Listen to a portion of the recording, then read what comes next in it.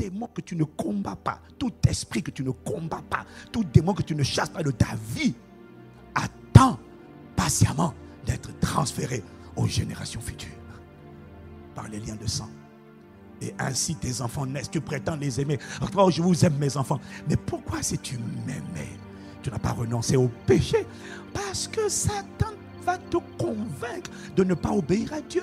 Parce que Satan ne veut pas seulement te contrôler toi, il veut contrôler ta postérité. Ainsi tes enfants naissent avec des malformations de caractère.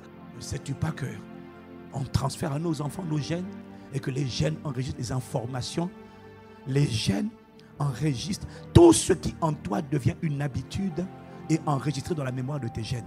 Et c'est ça qu'on transfère à notre postérité. Il y a des enfants, on transfère. Les gènes sont porteurs d'informations concernant la couleur de peau, les yeux, les cheveux. Mais les gènes transfèrent et transportent également les informations sur le caractère. Quelqu'un naît et puis surtout avec des pulsions. Parce que c'est enregistré. Ça a été transmis parmi les 21 de maman, les 21 de papa, les 42. Il y a des gènes de caractère souillés qu'on a transmis. Papa était adultère. L'enfant des 8 ans, il aime déjà jouer le sexe et tout ça. Sans compter, il y a les démons qui rentrent par la chair, par le sang. Et puis maintenant, il y a la chair avec ses oppressions, ses passions et ses désirs. Même pas besoin de démons, rien que la chair toute seule. Laisse tomber ça. On n'a plus le temps pour critiquer, calomnier, médire les gens. Frère, on n'a plus le temps. Tu vas détruire ta vie, quel que soit. J'ai vu des gens qui avaient un gros potentiel. Leur langue les a tués. Jacques dit, la langue là, un petit membre qui se vante de grands exploits. Il y avait des gens qui avaient du potentiel.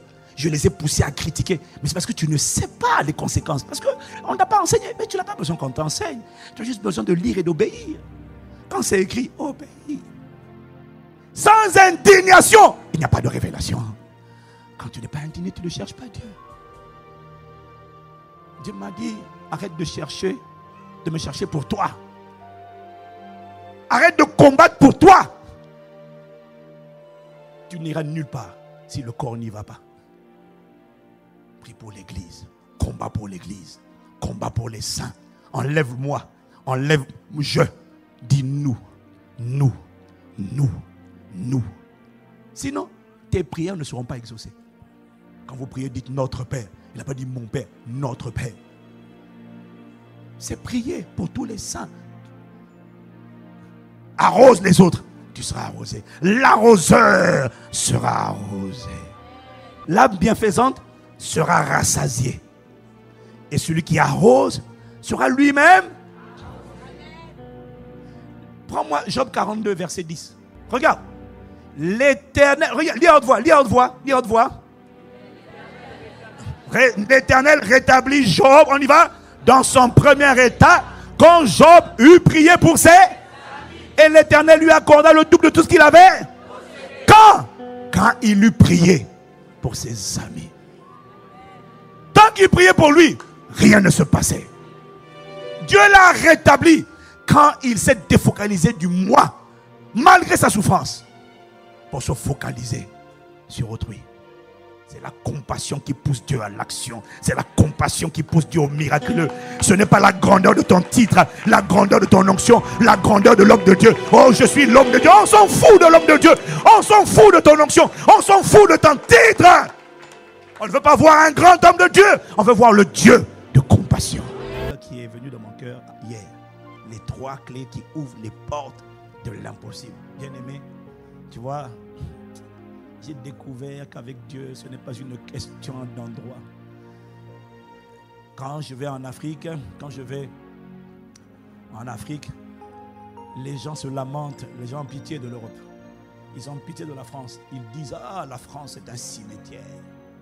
La France est le cimetière des églises, c'est tellement dur. La Belgique, oh là là. Ça, c'est ce qu'ils disaient hier, tu vois. Et les gens trouvent normal, ils disent que, j'ai même écouté des prédicateurs, ils disent que dans leur église, Dieu ne fait pas beaucoup de miracles. Mais c'est quand ils vont en croisade qu'ils voient vraiment les miracles se manifester. Quelqu'un me suit? Même en Afrique, j'entends ça. Dans l'église locale, il n'y en a pas beaucoup. Mais quand on va en croisade, il faut voir vraiment quand on va là-bas, les musulmans et tout ça là. Et puis moi, ça m'a toujours gêné. Ça m'a toujours gêné. Et je sais que ça, ce n'est pas une vérité établie, mais je sais que c'est une réalité. Mais la réalité, vous savez très bien avec moi, n'est pas la vérité.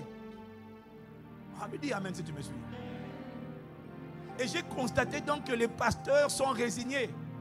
En France, on dit, mais c'est normal qu'il n'y ait pas de miracle. L'atmosphère est froide, la France est froide, l'Europe, c'est l'antéchrist, le territoire où il va se manifester, tout ça là.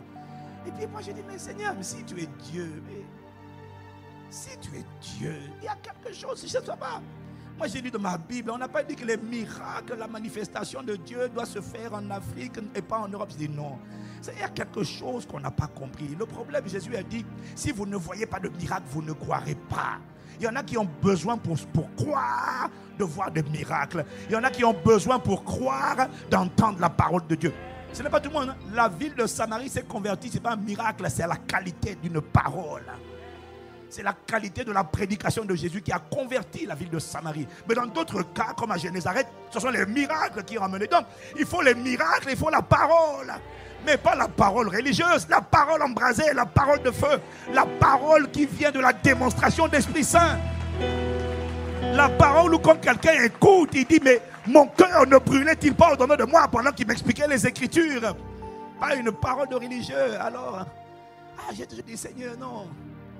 On doit te voir dans mon époque. On doit te voir dans ma génération. On doit te voir. Pourquoi les groupes politiques occultes, les réseaux ésotériques continueraient-ils de dire en Europe, où est donc leur Dieu? J'ai lu les Écritures et j'ai vu que à Suse, au temps des royaumes médo-perses, j'ai vu ce qui s'est passé à travers Mardochée et Esther pour tout le peuple juif et comment ils ont été délivrés. Dans un royaume idolâtre où la plupart des gens n'étaient pas du tout convertis au Dieu d'Israël. Et ce livre d'Esther te montre comment, à cause de ce que Dieu a fait à travers Esther et Mardochée, des multitudes se sont converties au Dieu du peuple juif. Alors j'ai découvert que ce n'est pas une question d'endroit. C'est une question de personnes que Dieu cherche, qui comprennent dans leur époque, dans leur génération. Les réveils ne naissent jamais de manière accidentelle. Les réveils naissent toujours d'un peuple indigné qui en a ras-le-bol de voir Satan faire sa publicité. Et Satan, à quel moment il fait sa publicité? Satan fait sa publicité lorsqu'on parle de ses œuvres. Celui dont on parle le plus révèle celui qu'on rend populaire. Celui dont on parle le plus révèle celui dont on fait la publicité. Je n'ai pas entendu amen.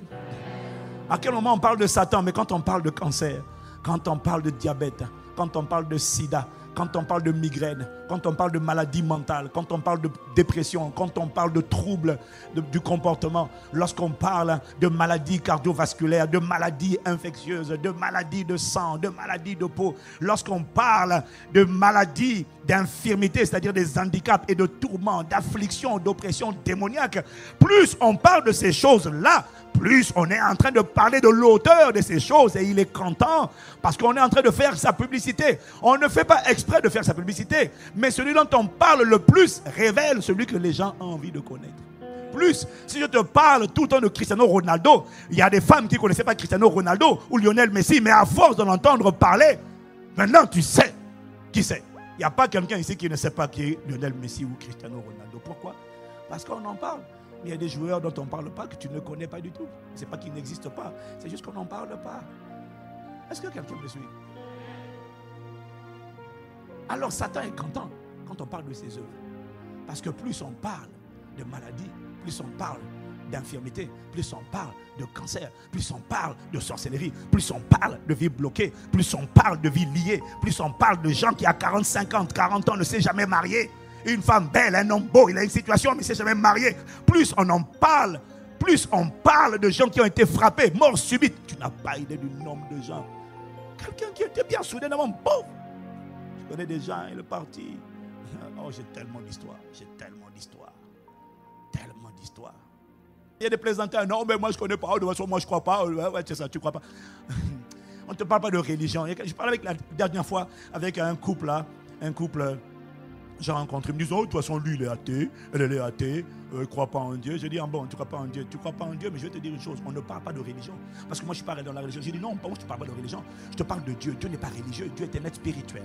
Je ne te parle pas de religion. Je te parle des réalités spirituelles. Parce que laisse-moi te dire une chose. Dans ce monde, même, tu es rempli de personnes qui ne croient pas en Dieu, mais qui savent que l'homme est un esprit et qui sont conscients des réalités spirituelles. Beyoncé, Rihanna que tu chantes, la Beyoncé, je ne sais même pas c'est quoi ces chansons.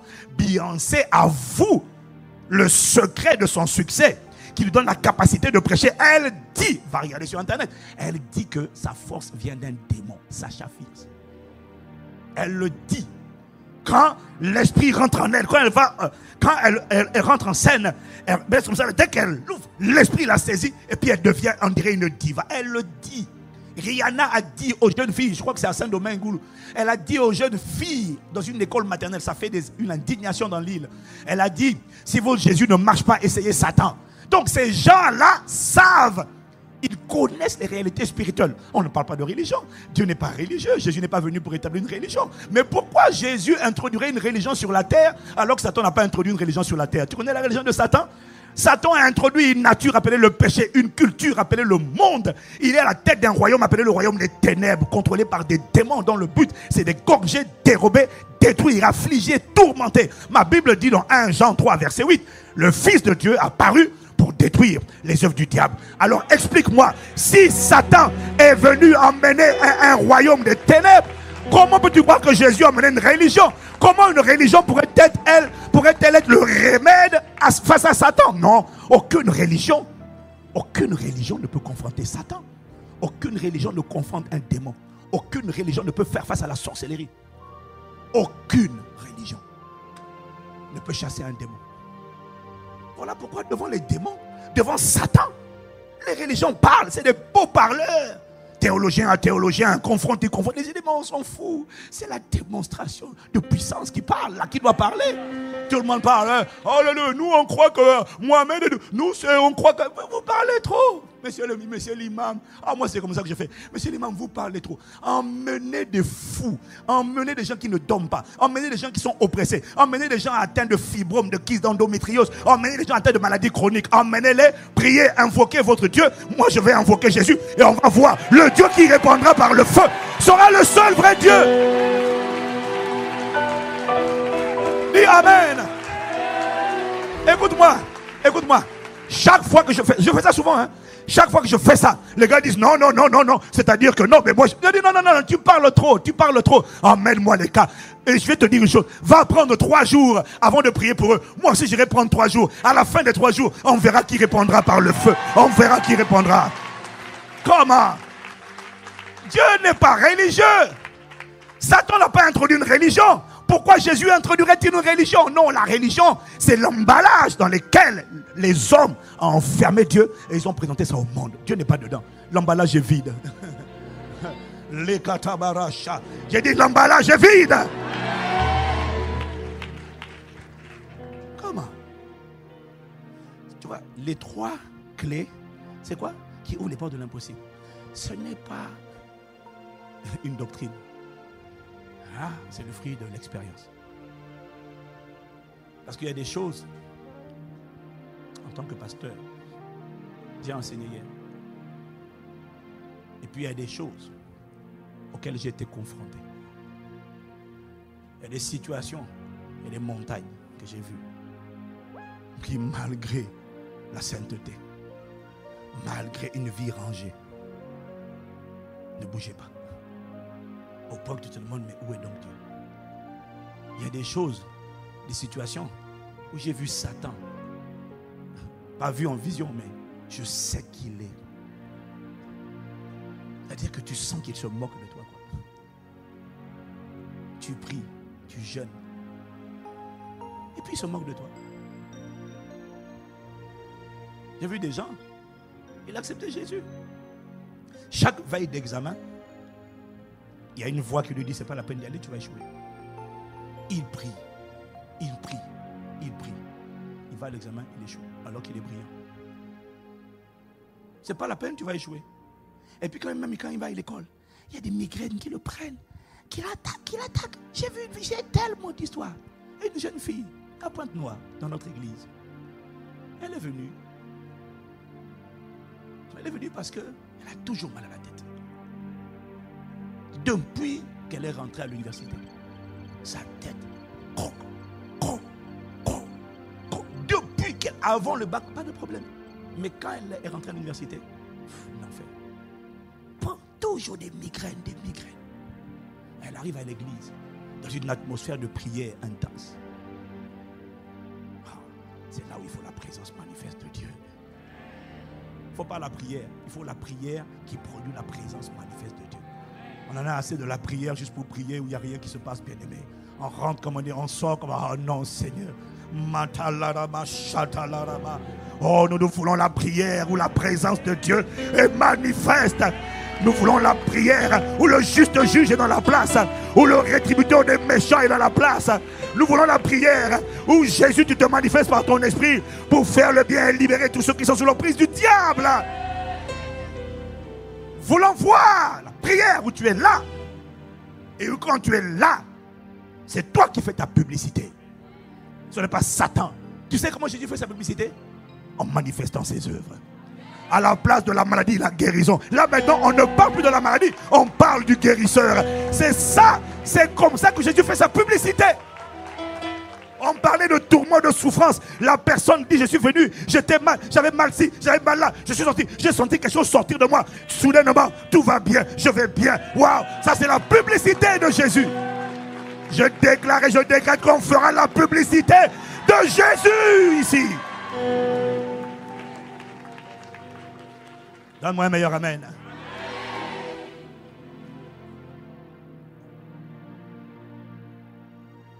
La jeune fille à Pointe-Noire. La présence de Dieu est là. L'esprit se manifeste, il parle par sa bouche. Et puis quand on dit à l'esprit sort. Il dit non, elle est à moi. Ah bon.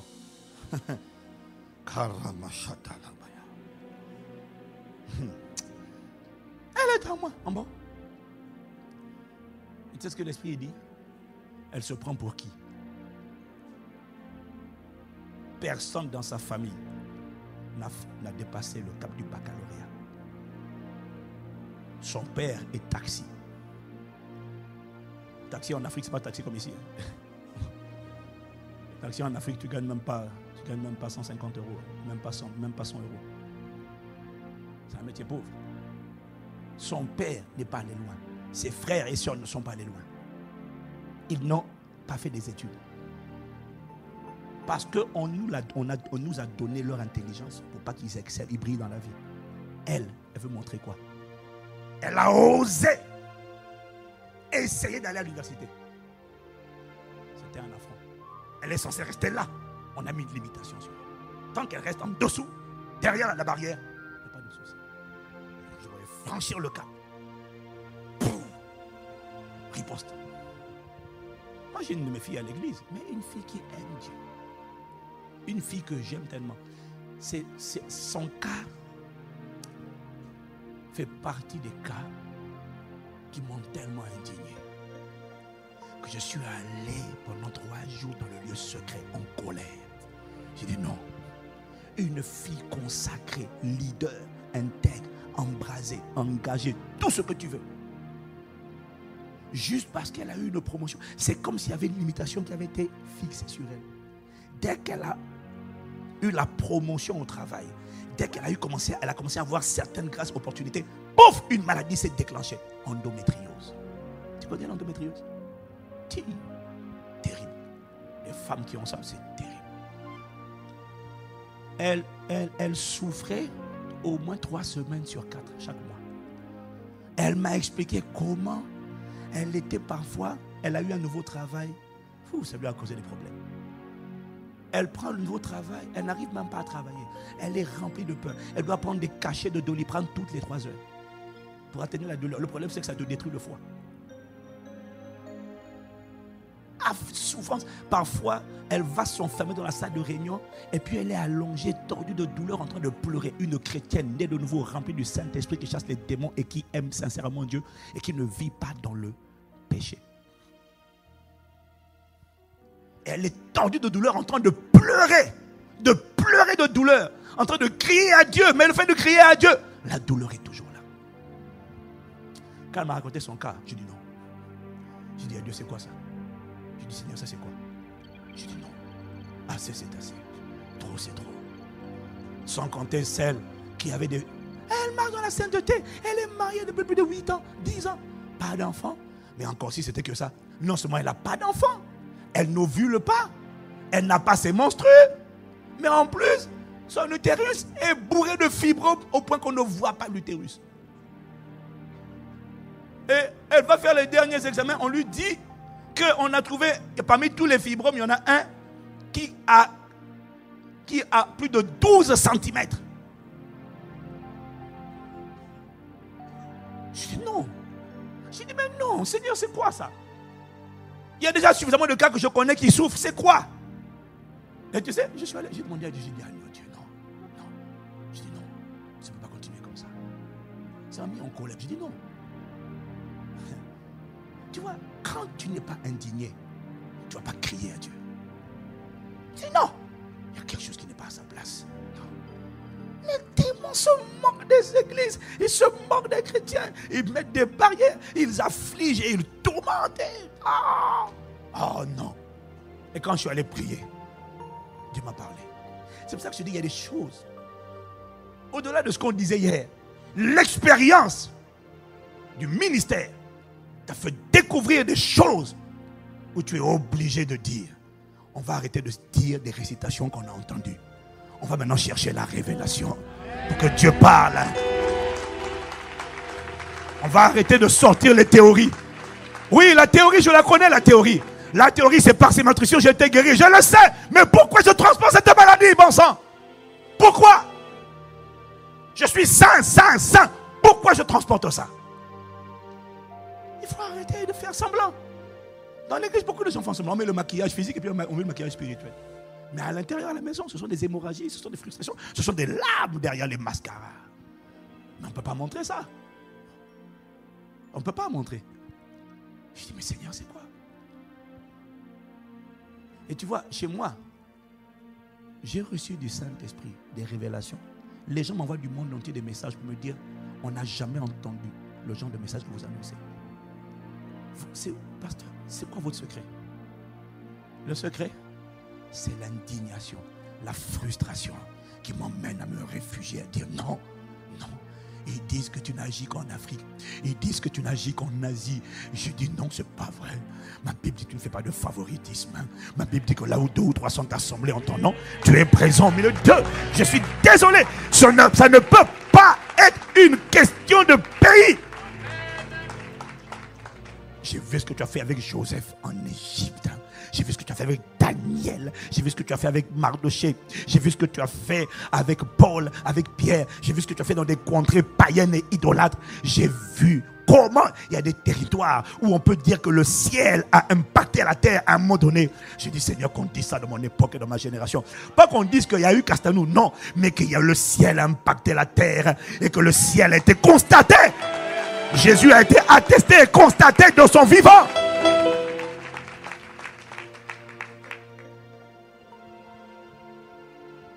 Tellement d'histoires comme ça qui m'ont indigné. J'ai dit non. Et c'est quand on est allé crier à Dieu, je suis allé crier à Dieu. Pouf, la révélation est venue. Et il m'a dit plein de choses. Et ce sont ces choses-là que j'enseigne depuis plusieurs mois. Donc si tu veux comprendre ces choses-là, je ne vais pas les résumer ici. Prends le temps d'écouter la voix prophétique, apostolique qui parle là, même si tu es dans ton église locale, quelle que soit ton église. Mon ami, je ne suis pas un don pour l'église locale. Moi, je suis là pour le corps de Christ. Je ne suis pas. Dieu ne m'a pas suscité pour une église locale. C'est pas vrai. Non. Dieu ne m'a pas suscité pour un Impact Centre chrétien. Dieu m'a suscité pour le corps de Christ à la francophonie et au-delà de la francophonie. Et quand il m'a parlé, il m'a dit, si le berger de la bergerie ne se met pas en colère contre les loups, contre les serpents qui rentrent pour déchirer le troupeau, si le berger n'est pas indigné, je ne peux rien faire. Moi, pour agir, j'ai besoin d'une porte d'entrée. Je suis en colère, me dit le Seigneur. Mais si quelqu'un ne ressent pas, j'ai besoin d'un correspondant sur terre. J'ai besoin d'un correspondant dans le monde visible qui entend ma colère dans l'invisible et qui décide de se lever dans le visible et de me laisser rugir à travers lui. Il me dit, si tu ne t'indignes pas, il va continuer de faire ses œuvres. Et ce jour-là, la madame m'a parlé. Oh. Il m'a dit, attaque le serpent ancien, attaque le grand dragon. C'est lui, le grand dragon, c'est celui qui engloutit les vies. Il avale les destinées, il avale les mariages, il avale les potentiels, il avale les intelligences. On l'appelle le grand dragon parce qu'il avale et puis il garde ça en lui. Et puis après il m'a parlé du serpent ancien. Il m'a dit, lui, il étouffe les gens et il mord les gens. Et il mord les émotions, il mord la santé, il mord les organes, il mord le système immunitaire. Et le serpent, c'est celui qui mord. Et puis après il m'a parlé du diable. En grec c'est le diabolos, ça veut dire le calomniateur. Et lui c'est un menteur. Il m'a dit, il ment à ton système immunitaire, il ment à tes organes. Le corps soudainement s'emballe. Le corps commence à combattre le corps. Le sang combat le sang. Parce que le corps reçoit des informations comme quoi il est attaqué alors qu'il n'y a rien. Alors il crée des maladies auto-immunes, des maladies où le corps attaque le corps. Mais c'est quoi ça? Et quand tu vas voir les médecins, ils te disent en fait, votre système réagit comme s'il était attaqué. Il est attaqué par qui? C'est la corruption. Il reçoit une information mensongère qui lui dit, tu es attaqué. Et du coup, il commence à fabriquer. Est-ce que quelqu'un me suit? Il m'a dit, c'est l'œuvre du menteur. Il ment aux émotions. Dieu te dit, je t'aime. Mais lui, il te dit, non, ton papa t'a rejeté, ta maman t'a rejeté, personne ne t'aime. Et puis, donc, il ment aux émotions. Et il fait croire aux gens que ce qui est mensonge est la vérité. On l'appelle le diable, calomniateur, menteur, diabolos. Puis après, il m'a parlé de l'adversaire. Satan, ça veut dire l'adversaire. Celui qui se dresse. Il se met devant toi. Il dit, tu ne passeras pas. Tu es à moi. On avait dit ça sur ta vie. On avait des projets de malheur et de destruction et de limitation. On avait pour toi des projets. On comptait faire de toi une prostituée. On comptait utiliser ton intelligence pour briller, nous, dans le monde. Toi, tu restes pauvre. Il y a des pactes. Il y a des paroles qui ont été prononcées avant ta naissance. Il y a des paroles, il y a des actes qui ont été signés. Les ancêtres t'ont livré à moi, ils t'ont livré à nous. Tu ne t'appartiens plus à toi-même. Tu as été sanctifié, mis à part avant ta naissance. Lorsque tes parents pratiquaient la sorcellerie, lorsqu'ils adoraient des esprits méchants, ils ne savaient pas. Il y en a qui savaient, il y en a qui ne savaient pas. Mais ils ont livré leur famille, ils ont livré leur postérité. Alors tu viens au monde et tu es confronté à des batailles que tu n'as pas choisies. Qui a fait ça? L'adversaire, Satan, l'esprit de sorcellerie. Il te contrôle, il bloque ton mariage, il bloque ton foyer, il bloque ta santé, il te bloque, il te dit je te tiens et t'enferme dans une prison. Il dit tu ne vas nulle part. Quand tu veux aller, je suis là, tu ne passes pas. Dieu m'a dit, fais la guerre aux quatre. Il m'a montré comment faire. Et quand j'ai commencé à faire ça, j'étais tellement furieux. Ma vie de prière est passée de 2 heures en moyenne à plus de 4 heures par nuit. Il m'a dit prie la nuit.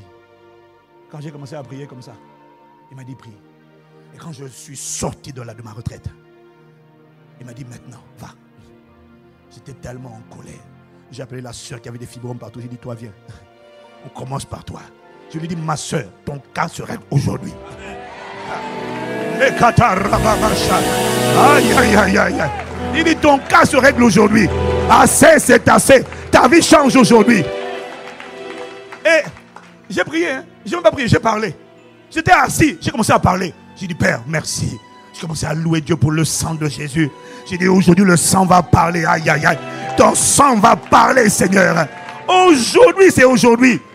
Et j'ai dit, toi qui es assis sur la vie de cette femme, malgré ses cris, tu l'affliges, tu l'as fait souffrir, tu as mis des fibromes, tu as mis la stérilité. Et en fait, la vérité sur cette sœur, c'est que l'utérus est en place, mais spirituellement, il n'y a pas d'utérus. On lui a enterré son utérus. Elle peut avoir autant, elle est mariée, elle peut faire ce qu'elle veut avec son mari. S'il n'y a pas d'utérus, il n'y a pas de fécondation. L'utérus a été volé. Alors Jésus me dit, toi qui as volé son utérus, là où tu l'as enterré, je le déterre au nom de Jésus. Je le remets à sa place au nom de Jésus. Écoute-moi, Jésus me dit, là où tu as enterré, je le déterre. Et toi qui étais assis, Tu as mordu ses parties génitales. C'est ça qui cause les fibromes. Ça gonfle, ça gonfle. C'est le fruit des morsures. Toi et tes morsures maintenant. Oh non. Tu vois, mais quand je priais, ce qui s'est passé, quand je priais, je ne me sentais pas, tu vois, le grand homme de Dieu. Non. Non. J'avais une compassion qui a produit en moi une colère. Et j'ai découvert, le Seigneur m'a dit, tu vois, quand tu vas lire, quand tu lis les Écritures, tu ne vas pas voir, tu vas souvent lire Jésus ému de compassion. C'est la compassion qui pousse Dieu à l'action. C'est la compassion qui pousse Dieu au miraculeux. Ce n'est pas la grandeur de ton titre, la grandeur de ton onction, la grandeur de l'homme de Dieu. Oh, je suis l'homme de Dieu. On s'en fout de l'homme de Dieu. On s'en fout de ton onction. On s'en fout de ton titre. On ne veut pas voir un grand homme de Dieu. On veut voir le Dieu de compassion. Je n'ai pas entendu ton amen. Alors, pendant que je suis en train de prier pour elle, je sens une compassion mais qui me met en colère. Et à un moment donné, je dis, mais comment peux-tu être aussi méchant? Libère-la maintenant. L'esprit a crié, ah! Elle est tombée par terre. Elle a commencé à vomir. Je lui ai dit, mon gars, c'est aujourd'hui que tu vas partir. Je vais te dire, tu ne vas pas partir après minuit. Tu vas sortir maintenant. Oh.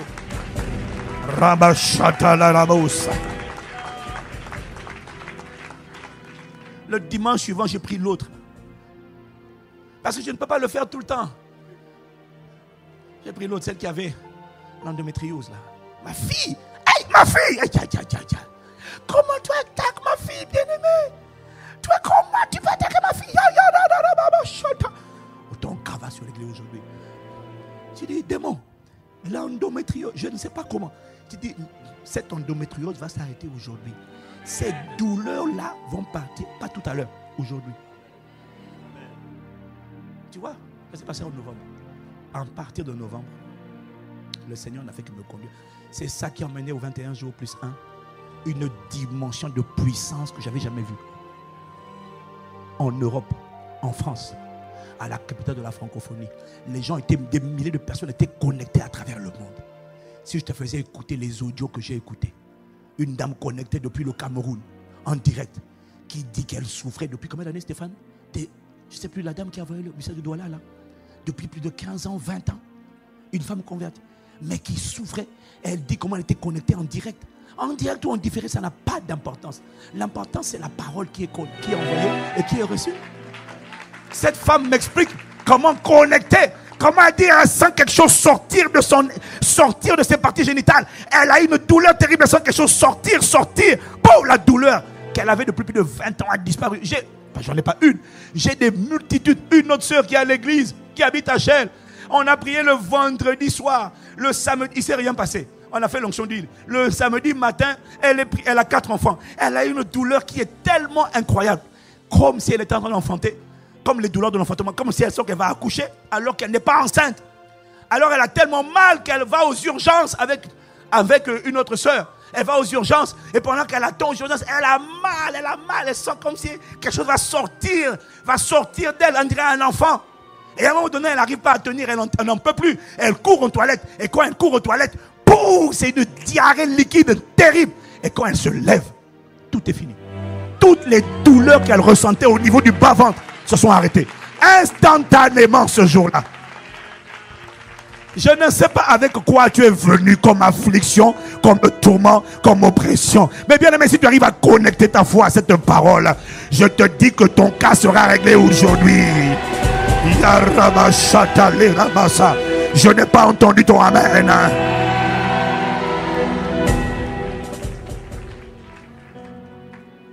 Sans indignation, il n'y a pas de révélation. Quand tu n'es pas indigné, tu ne cherches pas Dieu. Dieu m'a dit, arrête de me chercher pour toi. Arrête de combattre pour toi. Tu n'iras nulle part si le corps n'y va pas. Prie pour l'église. Combat pour l'église. Combat pour les saints. Enlève-moi. Je. Dis nous. Sinon, tes prières ne seront pas exaucées. Quand vous priez, dites notre Père. Il n'a pas dit mon Père, notre Père. C'est prier pour tous les saints. Arrose les autres. tu seras arrosé. L'arroseur sera arrosé.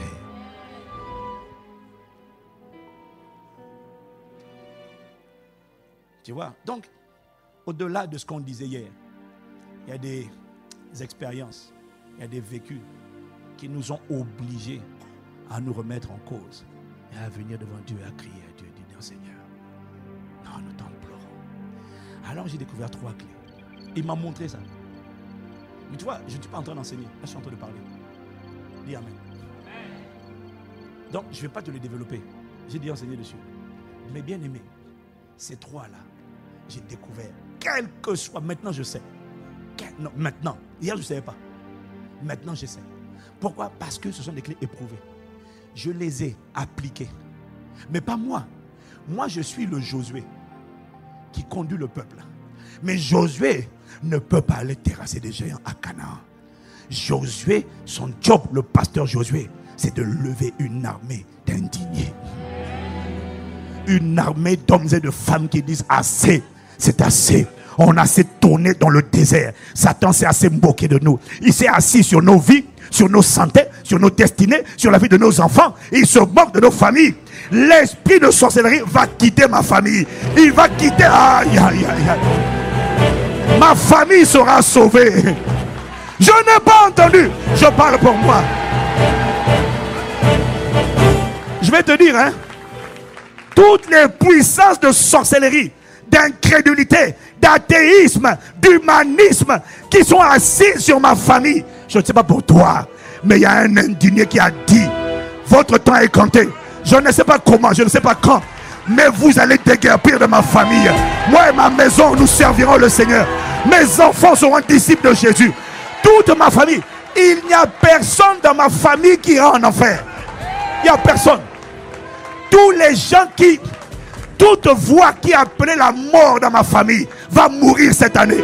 Je te dis, si tu crois à cette parole, elle s'accomplit cette année dans ta vie. Comment? Comment? Il n'y aura... Je peux te dire ce qui va se passer. Ça ne sera pas le fruit d'un accident. Assez, c'est assez. Trop de maladies. Je dis, c'est quoi ça? Un tel malade, un tel malade, un tel malade. Ça s'arrête now. C'est l'indignation. Dieu a besoin de gens qui sont en colère. Il y a trop de chrétiens passoires, mous. Oh mon Dieu, pourquoi? Je ne sais pas ce que j'ai fait. Dieu n'est pas l'auteur de ton affliction. Un seul est l'auteur de l'affliction. Il s'appelle le diable, Satan. Son rôle, c'est d'égorger, dérober, détruire. Dieu n'est pas dedans. Dieu n'a rien à voir. On le blâme, mais Seigneur, pourquoi? Moi-même, je faisais ça. Jusqu'à ce qu'ils me disent, si tu veux que j'agisse dans ta vie, détourne-toi de tes propres besoins. Cherchez premièrement le royaume et la justice de Dieu. Dis à 2 personnes, sois indigné. C'est ça. Regarde, l'âme bienfaisante sera rassasiée. Et celui qui arrose sera lui-même. Prends-moi Job 42, verset 10. Regarde. L'Éternel, regarde, lis à haute voix. L'Éternel rétablit Job, on y va, dans son premier état, quand Job eut prié pour ses... Et l'Éternel lui accorda le double de tout ce qu'il avait. Quand il eut prié pour ses amis. Tant qu'il priait pour lui, rien ne se passait. Dieu l'a rétabli quand il s'est défocalisé du moi, malgré sa souffrance, pour se focaliser sur autrui. C'est des choses que je ne savais pas. Le Saint-Esprit a commencé à me les enseigner. Et je les ai enseignées à l'église. Et j'ai emmené l'église à comprendre la première clé. Dis avec moi la première. La première clé sans laquelle les autres ne marchent pas. Les gens veulent commencer par la prière. Mais il a passé toute l'année 2018 à m'enseigner. Et alors qu'il m'enseignait, moi j'enseignais l'église sur la première clé. Mais j'avoue une chose bien aimée. Quand il m'expliquait ces choses-là sur la première clé, merci Arnaud. Quand il m'expliquait les choses sur la première clé, je ne savais pas où il allait. Parce que quand le Saint-Esprit m'enseigne, tu ne sais pas où il t'emmène, mais il t'emmène quelque part. J'ai pas entendu. Mais je ne sais pas où il m'a mené. Il a passé des mois à me parler de la première clé. C'était laquelle? L'obéissance. La Bible dit dans le Proverbe 28 au verset 9, si quelqu'un détourne l'oreille pour ne pas écouter la loi, sa prière même est une abomination. Tu vois, il m'a fait comprendre que tant que tu ne m'obéis pas, ce n'est pas à moi qui parle, il parlait à l'église. Tant que vous ne m'obéissez pas, tant que vous ne m'obéissez pas, vous ne me donnez pas le pouvoir de changer vos vies. Il faut me faire confiance et m'obéir. Parce que la vérité que tu dois comprendre, c'est que tu obéis quand même à quelqu'un. Parce qu'il n'y a que 2 maîtres dans le monde spirituel. Si tu n'obéis pas à Dieu, alors tu es en train d'obéir au Satan. Si tu ne prêtes pas ton corps à Dieu, tu es en train de le prêter à un démon. La question, ce n'est pas est-ce que tu obéis. La question, Pierre dit dans 2 Pierre 1 verset 19, 2 Pierre 1 ou 2 Pierre 2 verset 19, chacun de nous est esclave de ce qui a triomphé de lui. Donc, il y a quelqu'un qui a triomphé de toi. La question, c'est un esprit. Quel est l'esprit qui a triomphé de toi? Tu es un esclave. Tu es esclave de qui? Alors il a passé du temps à m'expliquer l'importance de l'obéissance.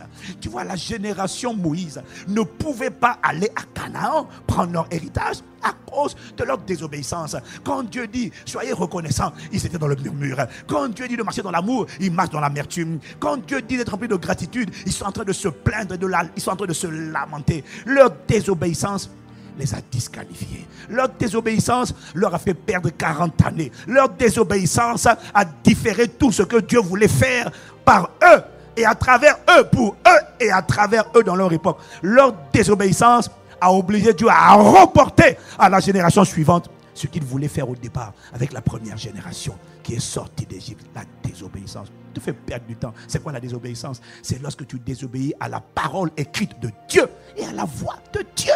Tu n'as pas idée du nombre de chrétiens qui prient mais qui sont désobéissants. Mais n'oublie jamais, quand tu es désobéissant à Dieu, tu es en train d'obéir à Satan. Il n'y a que 2 maîtres. Jésus a dit dans Matthieu 8, Matthieu 6, verset 24, nul ne peut servir 2 maîtres en même temps. Nul ne peut servir 2 maîtres. Ça veut dire que nul ne peut être l'esclave de 2 maîtres. Tu ne peux pas être esclave de Jésus et esclave de Satan en même temps. Non, car il haïra l'un et aimera l'autre, ou alors il s'attachera à l'un et méprisera l'autre. Vous ne pouvez servir doulos, vous ne pouvez être esclave, prisonnier de Dieu et de maman en même temps. C'est impossible. Il y en a un, forcément. Parmi les 2, il n'y a que 2 maîtres dans le monde invisible. C'est soit Satan qui est à la tête de son royaume, soit Dieu qui est à la tête de son royaume. Il n'y a que 2 maîtres, il n'y a que 2 royaumes. Le royaume de Dieu et le royaume des ténèbres. Il n'y a que 2 natures, 2 influences. C'est soit la chair, soit l'esprit. Il n'y a que 2 temples. Soit tu es le temple du Saint-Esprit, soit tu es l'habitation d'un démon. Tu es l'habitation de qui? Arrête de le faire le fier. Moi je ne suis pas l'habitation d'un démon. Écoute-moi, on sait qui domine, qui triomphe en toi.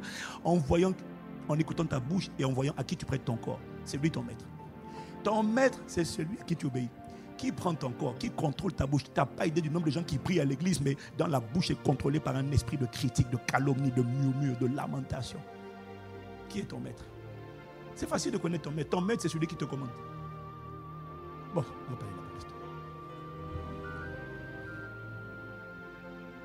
Le visage a commencé à s'assombrir. La désobéissance te fait perdre du temps. Dieu devait te libérer et Dieu devait libérer les gens à travers ta vie. Ta désobéissance, non seulement retarde ta vie, mais elle retarde la libération des personnes que Dieu devait libérer à travers ta vie. Donc il y a des gens qui sont encore enchaînés dans ta vie, dans ta famille, dans ton cercle relationnel à cause de ta désobéissance. Dieu te demande de t'engager, d'être tout entier à lui. Toi, tu es partagé. Un pied dedans, un pied dehors. Tu perds du temps.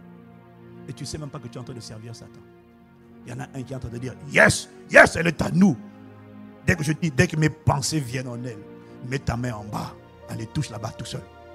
Masturbe-toi. Tu obéis. L'esprit d'impudicité dit yes, tu es à moi. Tu m'obéis, c'est ça. Continue encore. Bon, maintenant que tu as fini, va coucher. Cherche un homme là-bas ou cherche une femme. Oui, j'arrive, maître. Il dit c'est ça. Allez, dimanche, je t'autorise à aller à l'église. Je peux aller à l'église? Va chanter, pas de problème. Dès que tu sors, toi et moi on est ensemble. Hein? Oui, maître. Donc tu vas à l'église, tu lèves des mains hypocrites et impures. Des mains d'acteur, de comédien. Hein? Et puis dès que tu sors, maître, je suis encore là. Allez, on y va encore. minable, lamentable. Tu ne sais pas, tu perds du temps. Tu détruis ta vie. Satan se réjouit. Satan est heureux. Il dit, oh, elle peut prier. C'est pas grave. Au moins, elle est à nous. C'est notre agent infiltré. C'est notre antenne relais. Et quand cette personne-là, qui prie, mais qui est esclave de Satan, bizarrement, quand elle touche la sono, quand elle se met à la sono, elle émet des ondes. Bizarrement, le son maintenant commence à... Le son qui était bien, on entend les interférences.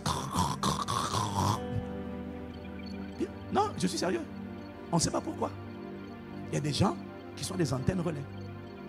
C'est-à-dire que l'esprit qui te contrôle, à travers l'influence qu'il exerce sur toi, arrive à polluer un environnement proche. Juste à travers l'influence qu'il exerce sur toi. Tu deviens son complice. La question c'est qu'est-ce que Satan a fait pour toi? Que tu lui donnes ton corps. Il a fait quoi pour toi? Tu lui donnes ta bouche. Tu donnes tes mains. Il a fait quoi pour toi? Qu'est-ce que l'esprit de colère a fait pour toi? Il n'y a aucun démon qui est bon. Le diable est mauvais. Il est méchant. Qu'est-ce qu'il a fait pour toi? Qu'est-ce que l'esprit de critique? Qu'est-ce que l'esprit de colère? Qu'est-ce que l'esprit d'amertume? Qu'est-ce que l'esprit de jalousie? Qu'est-ce qu'il a fait pour toi? Il te détruit. Il détruit. Il te pousse à détruire ce que Dieu voulait construire à travers ta vie. Tu n'as pas aidé du nombre de gens qui veulent prier. Veulent commencer par prier. Je ne comprends pas pourquoi ça ne marche pas. Mets d'abord ta vie en ordre. L'obéissance, c'est la seule preuve que tu as donné le pouvoir à Jésus. Tu vois, moi je suis arrivé au stade. On n'a plus le temps pour désobéir. Chez nous, à Impact Centre Chrétien, on n'a plus le temps. Tu vois, obéir à la parole de Dieu, obéir à la voix de Dieu, dit Amen. Tu vois, il y a des domaines dans lesquels on ne doit plus discuter. Chez nous, quand on dit dîme, c'est l'obéissance. On obéit à une loi spirituelle. Il y a des gens, tu es encore là, oh, mais la dîme c'est quoi? Tu es dans la désobéissance, tu es un récalcitrant. On n'a plus le temps pour discuter sur la dîme, sur les offrandes. Chez nous, quand on dit offrande, on est content de donner. Pourquoi? Parce qu'il est écrit donner, il vous sera donné. On est content de donner parce que donner est une preuve d'amour. Mais ce n'est pas tout. Donner est une preuve d'amour. Dieu a tant aimé qu'il a donné. Donc tu vois, chez nous, on n'a plus le temps. On est content qu'on doit donner. On est content de donner la dîme. On ne paye pas la dîme. On donne nos 10%. Pourquoi? Parce qu'on a compris que c'est la manière. 10%. Oh, quelqu'un dit, c'est moi, maintenant je ne vais même pas aller là-bas. La dîme n'est pas à toi. La dîme est une manière de reconnaître la prééminence de Dieu. C'est ce qu'on appelle les prémices de tes revenus. Les prémices, ce sont les premiers fruits. Dans chaque revenu, il y a la première partie. Pas 10%. Ce sont les premiers 10%. C'est ça qu'on appelle la dîme. Premier 10%, ce n'est pas pour toi. Pourquoi? Parce que c'est ce qu'on appelle les prémices. Les prémices sont une manière de reconnaître à Dieu la prééminence. C'est-à-dire que Dieu a la première place. Parce que ma Bible l'appelle le premier. Il n'est pas le deuxième, il est le premier. Quand il n'est pas le premier, il n'est pas.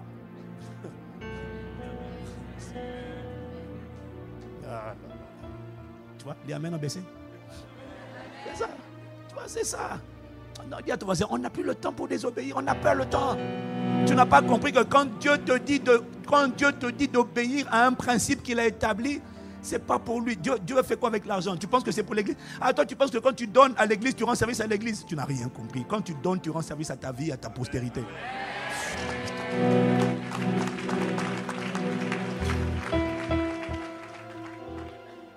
Bien-aimé, c'est pas la peine d'aller ailleurs tant que tu n'as pas décidé d'obéir à Dieu. Tes prières sont bloquées. Le psalmiste a dit, si j'avais conçu l'iniquité dans mon cœur, le Seigneur ne m'aurait pas exaucé. Ce qui bloque premièrement tes prières, c'est ta désobéissance. Alors prends la série sur l'obéissance. Elle va t'aider. Tu vas comprendre comment Satan piège les gens par leur désobéissance. Dis Amen. Il y a 3 clés, bien-aimés, qui ouvrent les portes de l'impossible. Tu vois, là, je ne suis pas en mode enseignement. Je ne sens pas l'onction d'enseigner. Donc, je n'ai pas envie de rester longtemps dessus. Je te donne juste les 3. Et puis après, on va juste raconter. Allez, on va voir comment le Seigneur nous conduit. Mais mon but là, c'est de réveiller quelqu'un qui est indigné. Ce n'est pas une question d'endroit, bien-aimé. J'ai découvert qu'à Paris, là où il y a les hôtels, la manière dont j'ai vu Dieu se manifester à Paris, ce sont des centaines et des centaines de guérisons, de délits. J'avais jamais vu ça. Un tsunami est passé par là et a tout emporté sur son passage. Aïe, aïe, aïe, aïe, aïe, aïe. Non, j'ai dit c'était trop fort. Oh, quelqu'un me dit Amen. J'ai jamais... Mais dans tous les domaines, c'était un raz de marée. Dans tous les cas différents, les gens qui étaient connectés à la prière. Mais ce qui a préparé les 21 plus 1 jour de l'année dernière, c'était d'abord l'obéissance. Dieu n'envoie pas à Canaan un peuple qui n'est pas obéissant. Voilà pourquoi la génération Moïse n'est pas allée à Canaan. C'est la génération Josué. Qu'est-ce qui caractérisait la génération Josué? C'était une génération de soldats. Ils ont dit à Josué que l'Éternel, son Dieu, soit avec toi. Si quelqu'un désobéit, c'est nous qui allons lui régler son cas. On a trop perdu du temps dans le désert. On en a assez de tourner en rond. On veut aller à Canaan. Il n'y a pas de visitation divine sans d'abord consécration. Sainteté totale. Abat le péché. Dehors. Mettez de l'ordre. Tu dois choisir. Tu veux Dieu ou tu veux rester là où tu es? Moi, bien aimé, moi j'ai dit je veux Dieu. Seigneur, il faut qu'on te voie dans mon époque. Il faut qu'on te voie dans ma génération. J'en ai assez d'entendre les païens se moquer de nous. J'en ai assez d'entendre les LGBT se moquer de nous et prendre le territoire. J'en ai assez de voir l'islam progresser. Non, bien-aimé, je dis Seigneur, s'il n'y a pas de témoignage, les témoins ne sont pas crédibles. Il faut des témoignages. Pour qu'il y ait des témoignages de miracles, de prodiges et de signes, il faut que Dieu descende. Pour que Dieu descende, il dit toujours, nettoyer. Dieu ne descend pas tant que tu ne mets pas de l'ordre. Dieu ne descend pas. Il y a des gens, avant de les inviter chez toi, tu ranges la maison, oui ou non? Je n'ai pas entendu. Tu ne peux pas recevoir le chef de l'État et puis il arrive dans ta maison, tout est sang dessus, les chaussures sont sur le canapé. Hein? Non. Là, il y a des miettes de pain partout, il y a du pain, la confiture, le Nutella qui... Non. Tu nettoies. Avant que Dieu n'atterrisse, il exige le nettoyage. C'est ça qu'on appelle mets de l'ordre. Renonce au péché. Sors de là. Il y a des vies. Il y a ta vie qui doit changer. Et à travers toi, il y a des personnes qui doivent être irradiées. Tu n'as plus le temps pour négocier avec Dieu. Cette négociation ne vient pas de toi. Elle vient d'un démon avec qui tu as cohabité trop longtemps et qui essaie de te persuader. Non, n'obéis pas à Dieu, tu sais, oh, Dieu te comprend. C'est normal que tu sois rebelle. C'est normal que tu aies tendance à injurier les gens. C'est normal que tu n'aimes pas l'autorité. C'est normal que tu te méfies des pasteurs parce que tes parents t'ont brimé, on t'a fait trop du mal. C'est normal, c'est normal. Une voix, quand tu décides d'obéir à Dieu, une voix va plaider à l'intérieur de toi. Non, n'obéis pas à Dieu. N'abandonne pas la masturbation. Tu sais, c'est normal. Hein. Il faut quand même, parce que si tu ne te masturbes pas, il faut quand même libérer le liquide là. Parce que si tu libères le liquide là, c'est compliqué, mon gars. Menteur. C'est normal que tu te prostitues. C'est normal que tu couches. Mais vous vous aimez, non? C'est normal. Dieu a dit non, ton corps est le temple du Saint-Esprit. Tu as été racheté. Tu sais ce que ça veut dire racheter? Ça veut dire que tu n'es plus le propriétaire. Ce corps n'est pas à toi. S'il est à moi en bas, il n'est pas à toi. Et même avant, il n'était pas à toi. S'il appartenait à l'esprit d'immoralité sexuelle, c'est lui qui était le maître. Et quand tu dis j'ai pas envie, c'est parce que l'esprit d'immoralité avec qui tu as cohabité pendant trop longtemps est en train de te dire non, fais pas ça, fais pas ça, fais pas ça, fais pas ça. J'ai encore envie de souiller. Parce que tout démon que tu ne combats pas, tout esprit que tu ne combats pas, tout démon que tu ne chasses pas de ta vie, attend patiemment d'être transféré aux générations futures par les liens de sang. Et ainsi tes enfants naissent. Tu prétends les aimer. Oh, je vous aime mes enfants. Mais pourquoi si tu m'aimais, tu n'as pas renoncé au péché? Parce que Satan va te convaincre de ne pas obéir à Dieu. Parce que Satan ne veut pas seulement te contrôler toi, il veut contrôler ta postérité. Ainsi tes enfants naissent avec des malformations de caractère. Un enfant qui a 6 ans, j'ai vu ça, 6 ans, est ivrogne. 6 ans, l'enfant boit. Il est ivrogne. Pourquoi? Son père était alcoolique.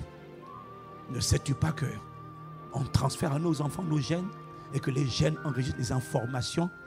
Les gènes enregistrent tout ce qui en toi devient une habitude et enregistré dans la mémoire de tes gènes. Et c'est ça qu'on transfère à notre postérité. Il y a des enfants, on transfère. Les gènes sont porteurs d'informations concernant la couleur de peau, les yeux, les cheveux. Mais les gènes transfèrent et transportent également les informations sur le caractère. Quelqu'un naît et puis surtout avec des pulsions. Parce que c'est enregistré, ça a été transmis parmi les 21 de maman, les 22 de papa, les 42. Il y a des gènes de caractère souillés qu'on a transmis. Papa était adultère. L'enfant des 8 ans, il aime déjà jouer le sexe et tout ça. Sans compter, il y a les démons qui rentrent par la chair, par le sang. Et puis maintenant, il y a la chair avec ses oppressions, ses passions et ses désirs. Même pas besoin de démons, rien que la chair toute seule. Laisse tomber ça.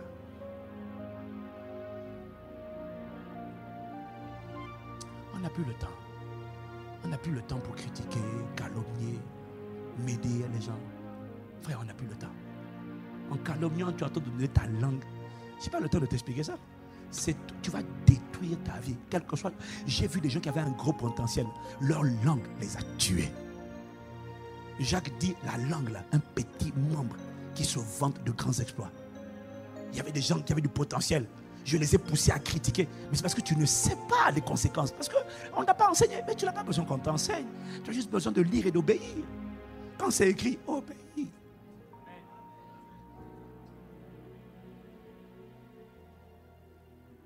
On ne prend pas possession de son héritage sans obéissance.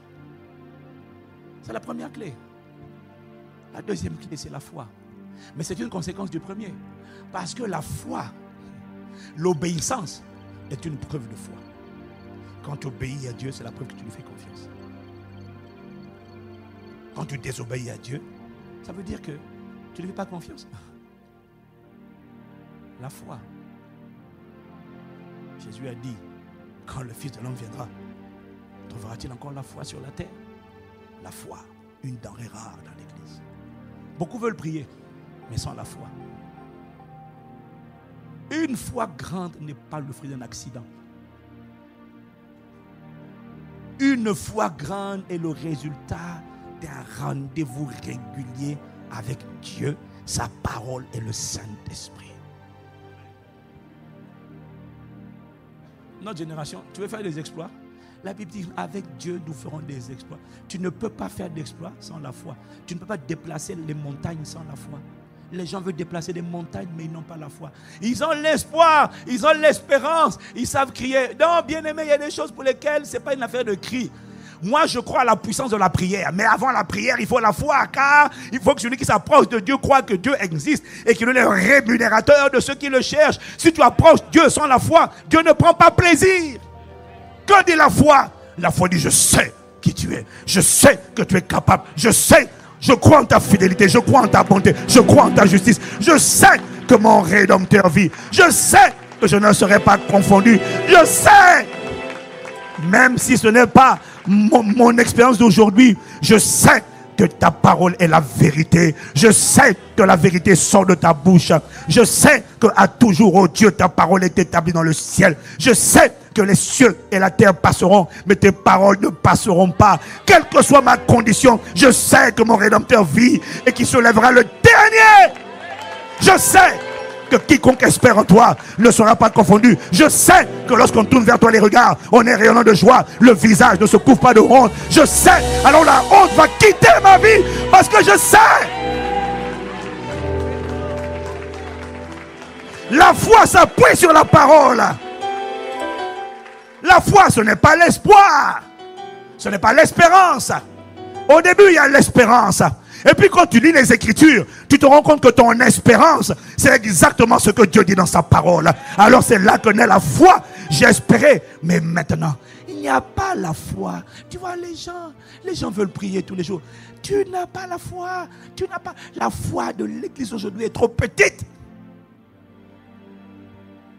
Il faut que cette année, tu aies une foi qui déplace les montagnes. Les montagnes. Je vous dis, bien aimé, il y a des choses que tu vas faire à cause de ma foi. L'hôtel royal, que les gens y croient ou pas, il va sortir à cause de ma foi. Amen. Vous y croyez ou pas, que tu sois content ou pas. J'ai dit, il n'y a personne qui va nous arrêter. Ils vous feront la guerre, mais ils ne vous vaincront pas. Amen. Non, c'est fini.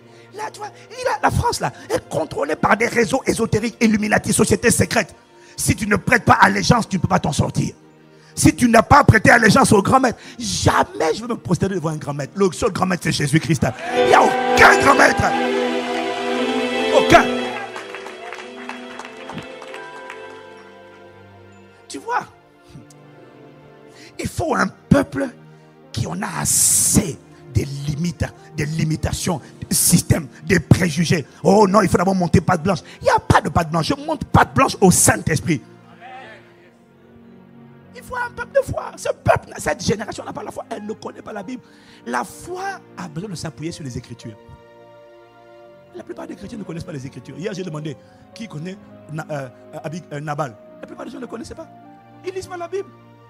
Ils lisent seulement le Nouveau Testament. La Bible, ce n'est pas le Nouveau Testament. La Bible, c'est l'Ancien et le Nouveau Testament. Il y a des livres comme le Lévitique. On comprend que tu ne lises pas. Ça, d'accord. Parce que tu ne comprends rien, d'accord. Mais il y a des livres historiques. Genèse, il faut lire. Toutes les vérités bibliques prennent racine dans le livre de Genèse. Il faut lire Genèse. Il faut lire une partie de Exode. Tu dois lire les livres historiques. Tu dois connaître l'histoire de Naomi. Tu dois connaître l'histoire de David, de Daniel. Tu dois connaître 1 Samuel, 2 Samuel, 1 Chronique, 2 Chroniques. Il faut lire les Écritures. Cette génération n'a pas la foi. Parce qu'elle ne prend pas rendez-vous avec la parole. Elle prend rendez-vous avec WhatsApp. Non. Non, cette génération a un sérieux défi. Nous tous.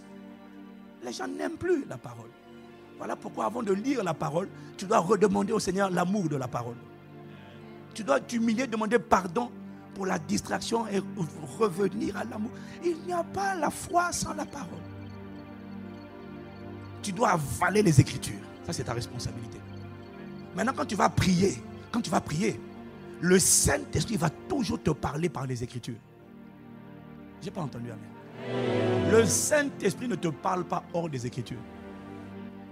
Quand l'onction prophétique coule, il s'appuie toujours sur la parole pour proclamer. Toute prophétie qui ne prend pas appui sur les Écritures n'engage que son auteur. Dieu n'est pas engagé. Dieu est engagé par sa parole. Décidons, bien-aimés, de revenir à la parole.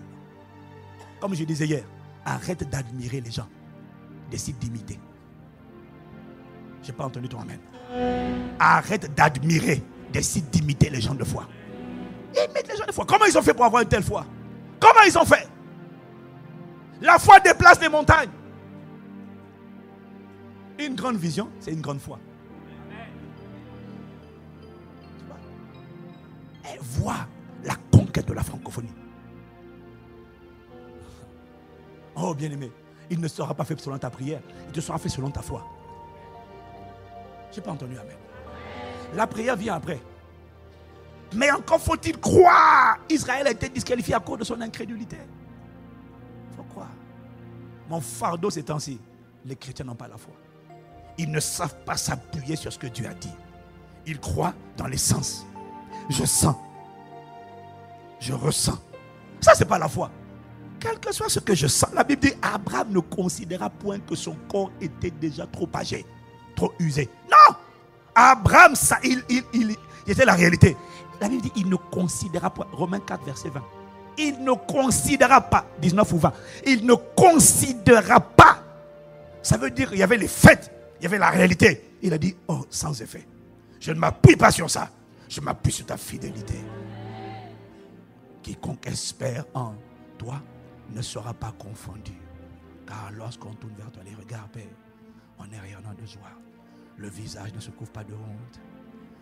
Seigneur, je ne sais pas combien de temps, je ne sais pas pourquoi je traverse ce que je traverse, mais je crois en ta fidélité. Tu as dit, quiconque espère en toi ne sera pas confus. La confusion ne sera pas mon histoire. Mais pendant que tu dis ça, tu es en train de vivre la confusion, mais tu proclames que la confusion ne sera pas mon histoire. Parce que je m'appuie sur toi. Quiconque te prendra pour appui n'aura point hâte de fuir. Mes sources sont en toi. Ma fondation, c'est toi. Je n'ai pas de plan B, je n'ai pas de plan C. Je n'ai que toi, Seigneur. Et quand tu dis ça, ton âme est frustrée. Ton cœur est en colère. Parce que tu vois ta vie, ça ne va pas. Mais tu refuses de maudire Dieu et de mourir. Non. Tu dis, je sais que tu vis. Je sais que tu es capable. Je sais que tu n'as pas changé. Je sais que tu m'aimes. Tu ne dis pas ce que tu sens. Tu dis ce que tu sais. La raison pour laquelle beaucoup ne disent pas ce qu'ils savent, c'est parce qu'ils ne savent pas. Pourquoi? Ils ne connaissent pas les Écritures. Les Écritures te révèlent la nature de Dieu. Te révèlent le caractère de Dieu. Proclame ça à Dieu. La foi, j'ai découvert, va emmener Dieu. La foi oblige Dieu. Quand Dieu voit la foi chez quelqu'un, la foi oblige Dieu à donner à quelqu'un ce que Dieu n'avait pas prévu de lui donner.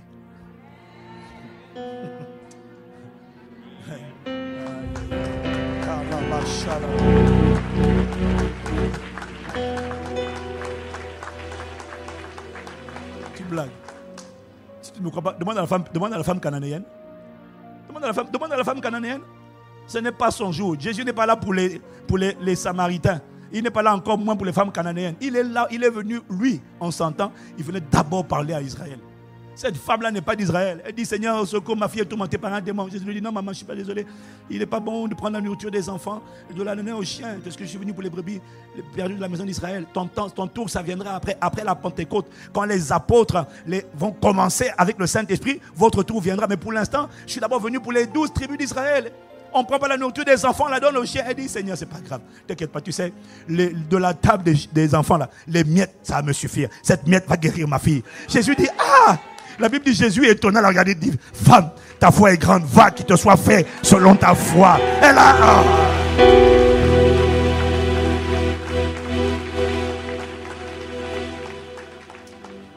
Le Seigneur te communique une foi sans précédent. La foi qui déplace les montagnes cette année au nom de Jésus.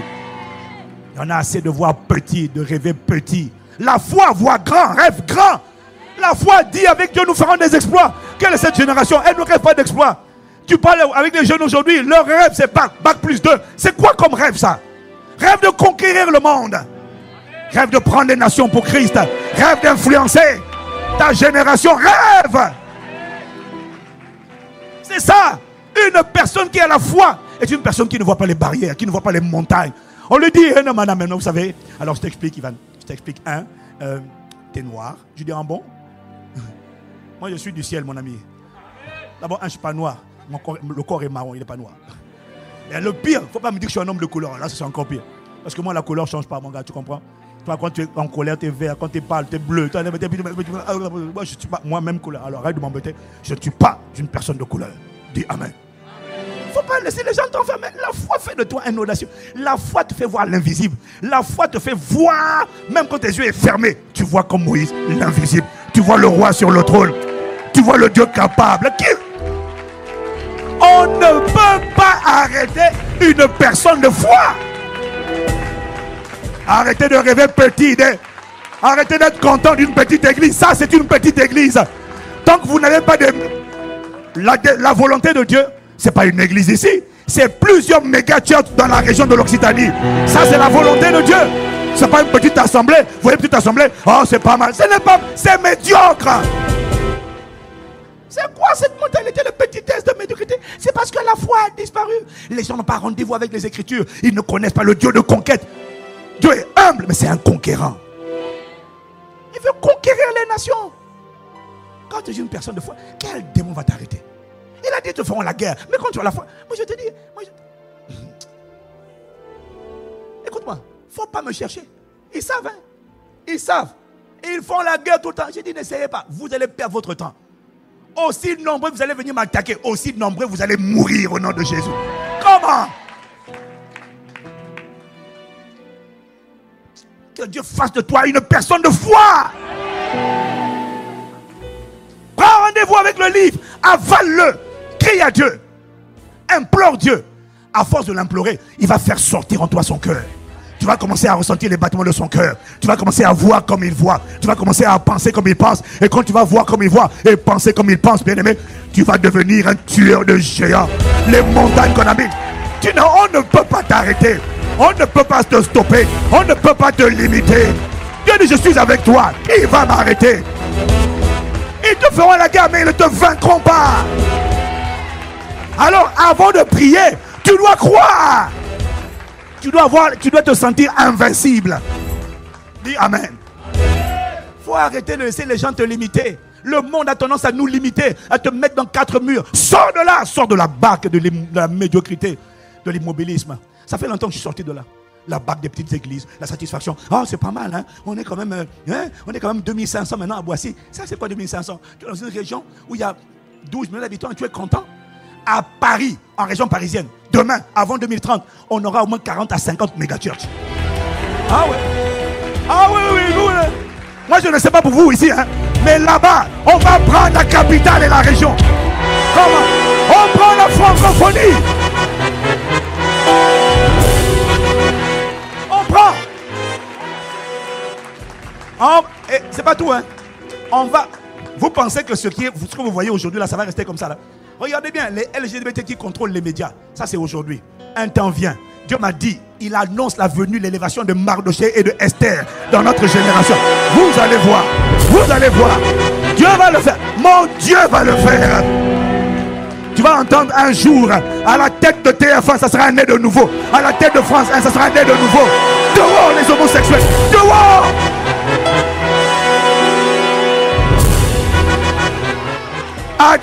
Adam qui embrasse Steve à la télé. Un temps va venir, ça va s'arrêter.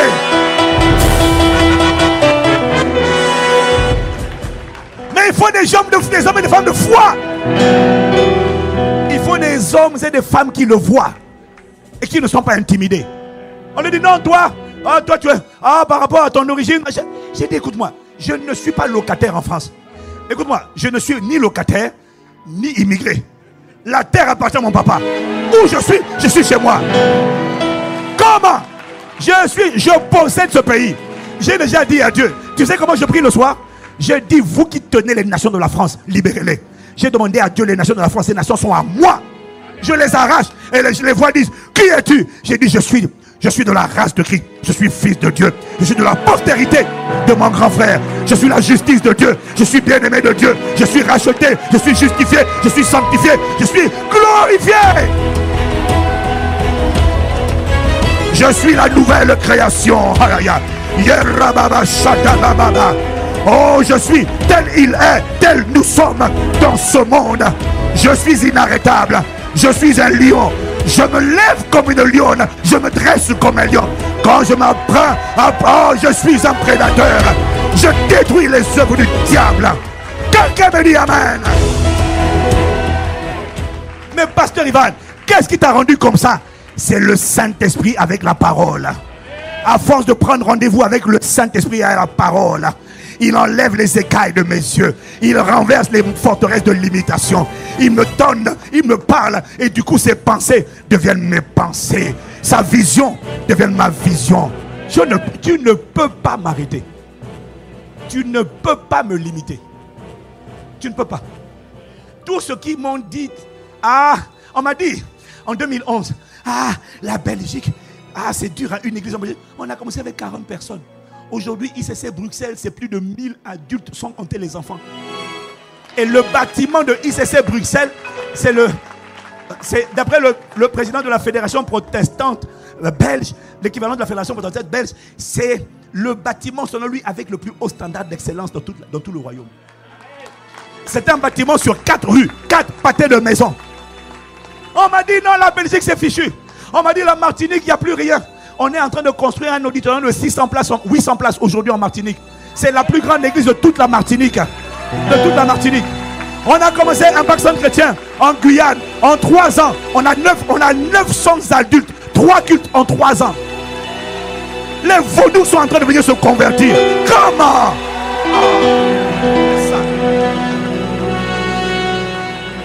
Il y a quelqu'un, c'est une question de foi. Comment? Tu ne peux pas m'arrêter. Tu ne peux pas. Si tu peux arrêter Christ, tu pourras m'arrêter. Si tu peux tuer Jésus-Christ, tu vas me tuer. Mais tant que je n'ai pas fait ce qu'il a dit de faire et que je n'ai pas fini mon mandat, personne ne m'en veut. Quand je quitterai la terre, je ne quitterai pas assassiné. Je quitterai parce que j'ai fini, j'ai combattu le bon combat, j'ai achevé la course, j'ai gardé la foi. J'ai pas entendu ton amen. Aucun esprit de mort subite ne t'emportera cette année. Celui qui appelle la mort subite contre toi va mourir avant le 31 mars au nom de Jésus. J'ai pas entendu ton amen. Ouais. Parce qu'il y a des gens, tu vois, tant que Dieu te protège seulement, ils comprennent pas la leçon. Maintenant, nous sommes entrés dans la saison. Tous ceux qui t'attaquent, non seulement leurs attaques seront sans effet, mais ça ne s'arrête plus là. Désormais, toutes les flèches qu'ils envoient vont retourner contre leur expéditeur.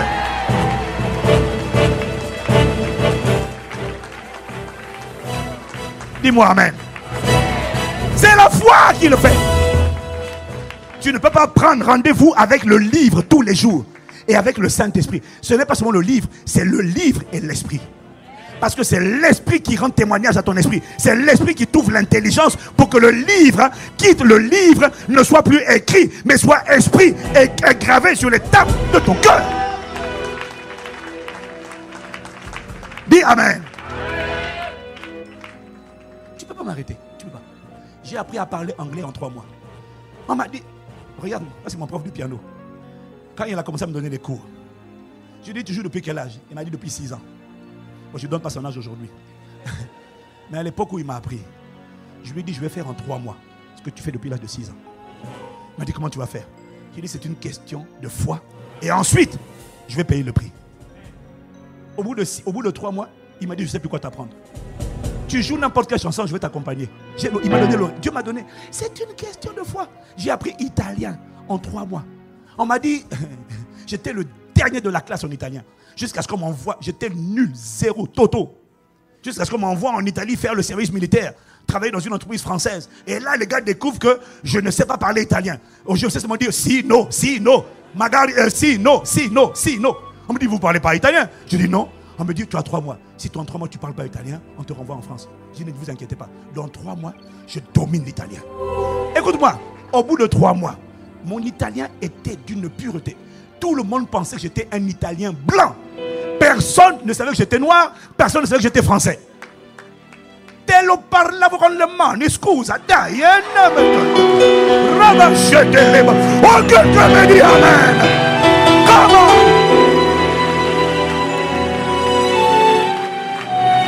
Donc, quand je te parle de la foi, ce n'est pas une théorie. Je suis un message. J'ai dit, on prend la francophonie. Avec ou sans toi, on prend la francophonie. Avec ou sans toi, on prend les États. Ça veut dire quoi? On prend les médias, on prend l'économie, on prend la politique, on prend le sport, on prend l'éducation. Tu vas voir. Je suis déjà en train de voir les prémices. Je suis allé à Cotonou cette semaine. J'ai été accueilli par le préfet. Le préfet, il est venu, le préfet s'incline. J'ai dit, mon gars, on est ensemble. Je te dis, le préfet s'est mis à genoux pour que je prie pour lui. J'ai dit, ton élévation commence maintenant. Tu ne t'arrêtes pas là, tu vas aller plus loin. Des impacts chrétiens, écoute-moi, vont sortir des chefs d'État, des premiers ministres qui vont changer les standards des nations. Je ne sais pas si Dieu va t'utiliser toi, mais Dieu va utiliser des gens fidèles. Pourquoi? Pourquoi c'est si important d'occuper la politique? C'est parce que dans toute l'histoire biblique, il a été démontré que le peuple suit toujours le Dieu du roi. Quand le roi est perverti, le peuple est perverti.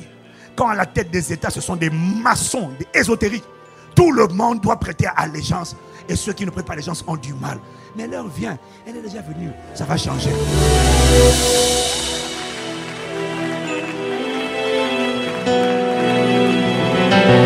Ça s'arrête, ça va changer. Il y a de l'espoir. Pourquoi? Il y a des hommes et des femmes de foi. Ça va changer, vous allez voir. Et ils n'aiment pas, les gars ne m'aiment pas. D'ailleurs, c'est pour ça qu'ils me critiquent tout le temps. Ouais, tu es un maçon. Et ils n'ont pas pu montrer une seule photo, une seule vidéo où je suis avec eux. Il n'y a pas de problème. Vous ne m'aimez pas, vous allez voir. Parce qu'ils sont orgueilleux. Ils sont orgueilleux. Ils pensent que si tu ne prêtes pas, si tu ne te prosternes pas, tu n'es pas élevé.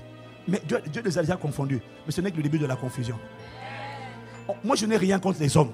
J'ai un problème contre leur système de pensée. Sinon, eux, ce sont des âmes qu'on doit sauver. Mais tant qu'ils n'auront pas vu le Dieu de justice, ils ne seront pas convaincus. Voilà pourquoi on est passé dans la phase où Dieu a annoncé maintenant la rétribution des méchants. Celui qui appelle la folie, il devient fou. Celui qui veut te paralyser sera frappé de paralysie. Ces paroles vont s'accomplir dans la vie de celui qui croit à la parole annoncée. Tu vas voir. Quand j'ai dit ça pendant les 21 jours, j'ai donné le dernier délai. J'ai dit avant dimanche, tout sorcier qui appelle la mort quand une personne qui est sous mon autorité apostolique va mourir. Je ne savais pas ce que ça allait faire. Je ne savais pas. J'ai eu, alors ça c'était avant le dimanche là. J'ai eu au moins 12 à 13 personnes mortes, frappées de mort subite. À chaque fois c'était des occultes, des sorciers qui appelaient la mort, la mort. Je n'ai pas tué des gens. J'ai dit que celui qui appelle la mort, ses mauvais projets retombent sur sa tête. Ouf, il y en a qui m'appellent. Pasteur, un tel vient de mourir. Mon oncle, un sorcier vient de mourir. J'ai dit, c'est pas moi. C'est la parole qui a été prononcée qui planait. Celui qui s'est compte, celui qui a dit, parce que je leur ai dit, Je leur ai dit, rendez les âmes. J'ai laissé un délai. J'ai dit, rendez les âmes. Il n'y a personne qui est sous mon autorité apostolique qui va être frappé de mort subite. Celui qui appelle la mort subite, cette mort va le visiter. Now. Je vous laisse le temps. Je donne toujours un délai. Mais il y en a tant qui n'ont. Il y en a même qui ont fait des imprécations. Castelnou va mourir. Dieu me l'a dit. Castelnou va mourir, il va mourir. J'ai dit, ah bon? Comment ça, je vais mourir? Ah bon? Ils ont arrêté un jour, je vais mourir. Alors j'ai dit, c'est pas moi, le Saint-Esprit m'a dit, dis. De la même manière que Aman avait préparé la corde pour pendre Mardoché, il avait fixé un jour. Oh là là, là on va dans l'esprit prophétique. De la même manière que Aman avait préparé la corde pour Mardoché pour sa fin, le même jour qu'il a arrêté pour la mort de Mardoché, c'est le jour où Aman a été trouvé pendu. Quiconque a proclamé, a juré ta mort, va mourir le jour qu'il avait arrêté pour ta mort. Je n'ai pas entendu ton amen. Ça c'est prophétique. Ça veut dire, tu vois, tu ne peux pas donner une parole sans t'appuyer sur les Écritures. Quand je te dis ça, quand le Saint-Esprit m'a dit ça, il m'a d'abord amené vers Esther. Il m'a dit, tu vois, ce qui t'arrive là, ce n'est pas nouveau. Il n'y a rien de nouveau sous le soleil. Ce que tu penses être nouveau existait déjà avant. Les mêmes pratiques là, ils ont déjà fait ça avant. Ils ont essayé ça avec Mardoché, Et ce qu'ils ont essayé avec Mardoché a échoué. De la même manière avec David. Ça va échouer. Acclame, acclame, acclame, acclame, acclame, acclame.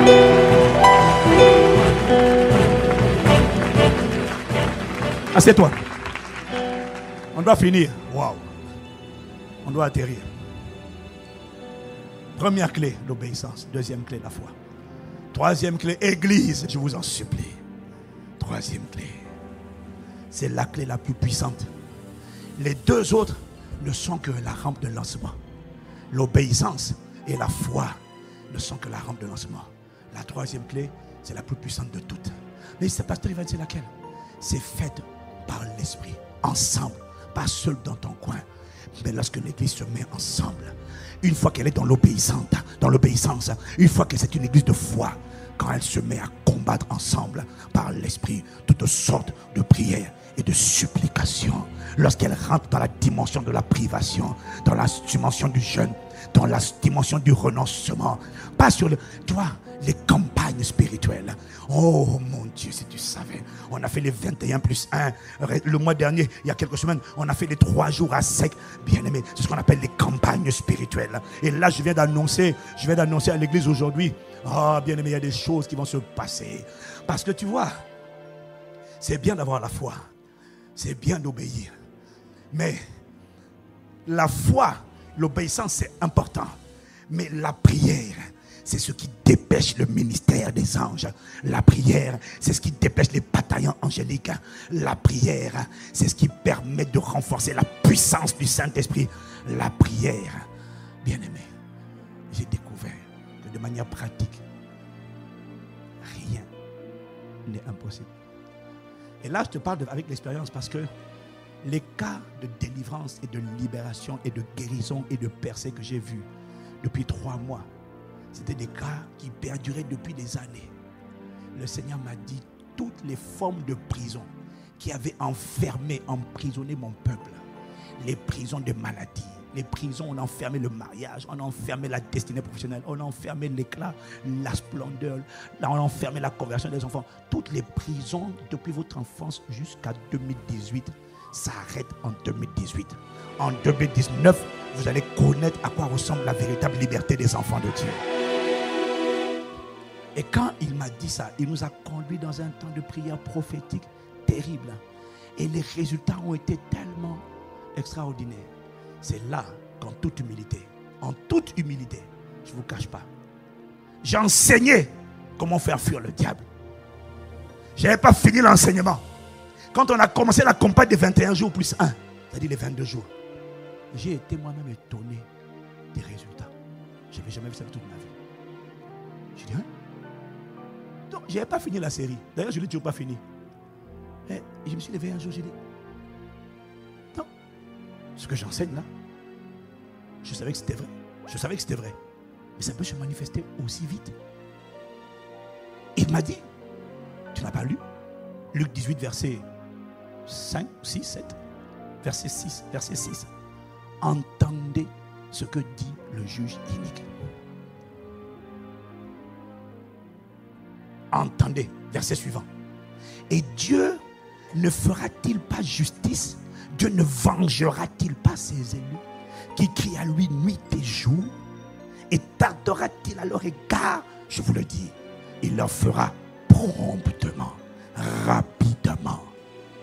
Je pensais que ça devait prendre du temps. J'ai découvert que ça peut être rapide. Si l'église se met ensemble, nuit et jour, nuit et jour, elle décide de crier à Dieu pour dire non Seigneur, étends ta main. Elle décide de pleurer devant le trône. Aïe, aïe, aïe, aïe, aïe. Oh, les résultats que j'ai vus. Oh, bien aimé, tu ne peux plus me convaincre sur l'importance de la prière. J'ai découvert que tout est possible. N'importe quelle muraille peut s'ébranler. Je te promets, j'ai tout vu.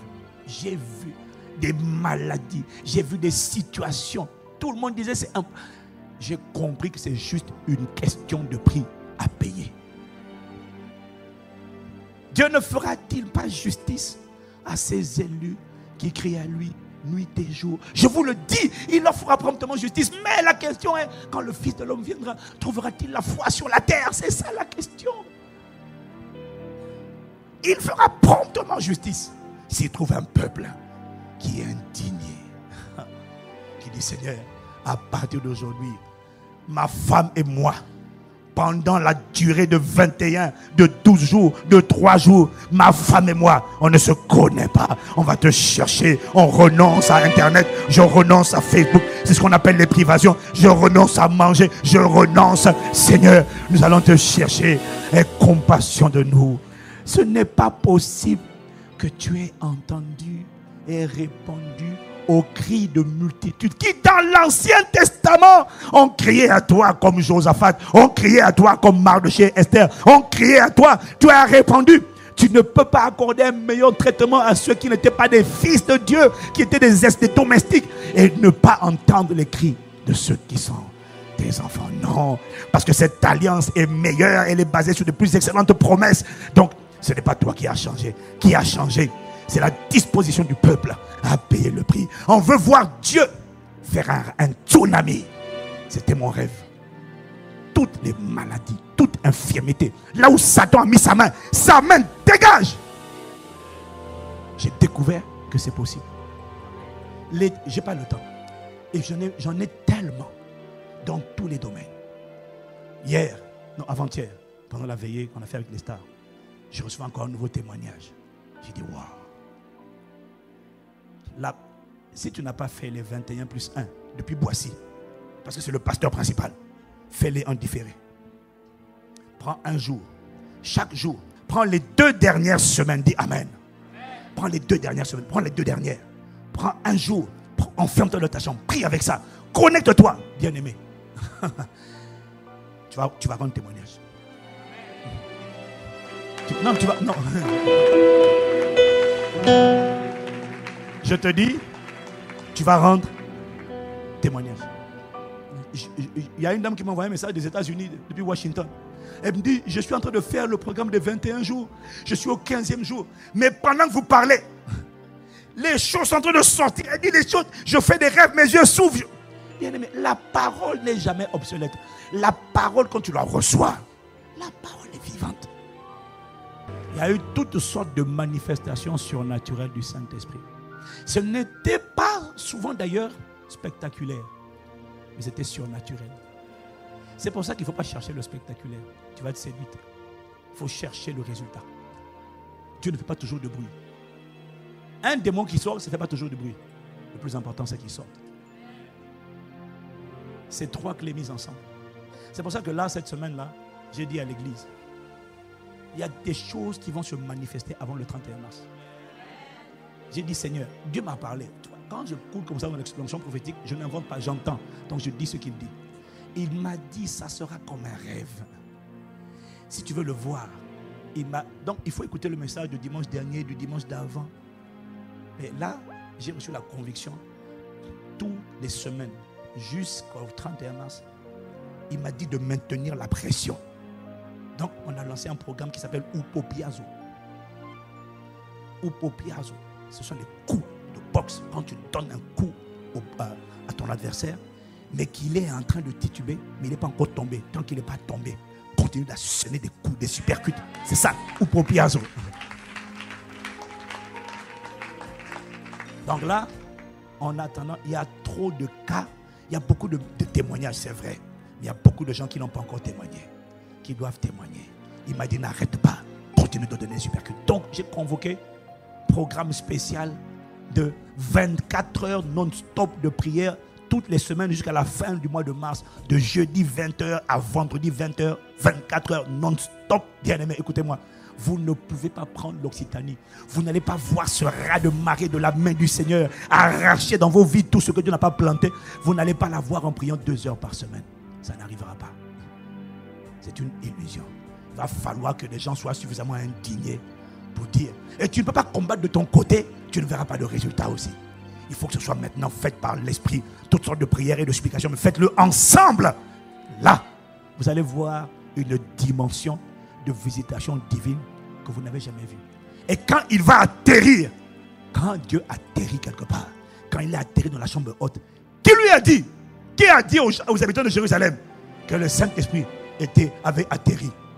Et ils ne sont pas sortis. Allez dire là, Jésus est arrivé, le Saint. Non, non, non. Quand il atterrit, il fait du bruit. Il va faire du bruit ici. Il va faire du bruit dans cette église. Il va faire du bruit dans les églises. Il va faire du bruit en Occitanie.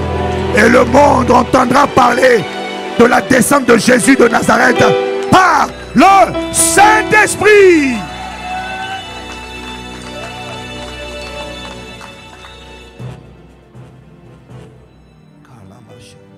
Incline la tête maintenant. Nous croyons que vous avez été bénis par ce message. Si vous voulez faire la paix avec Dieu et devenir un enfant de Dieu, répétez cette prière après moi. Dites, Éternel Dieu, je reconnais que je suis pécheur et je te prie de me pardonner. Je crois que Jésus est mort sur la croix pour mes péchés et ressuscité d'entre les morts afin que j'aie la vie en abondance. Je me répands de mes péchés et je me détourne d'eux. Je t'invite dans mon cœur et dans ma vie. Je veux te suivre en tant que mon Seigneur et Sauveur, dès maintenant et pour toujours. Au nom de Jésus, Amen. N'oubliez pas d'aimer et de partager la vidéo autour de vous afin d'aider quelqu'un. Pour vos questions, conseils et autres, vous pouvez nous contacter aux adresses qui se trouvent dans la description. Demeurez bénis et surtout n'oubliez pas, Jésus-Christ vous aime.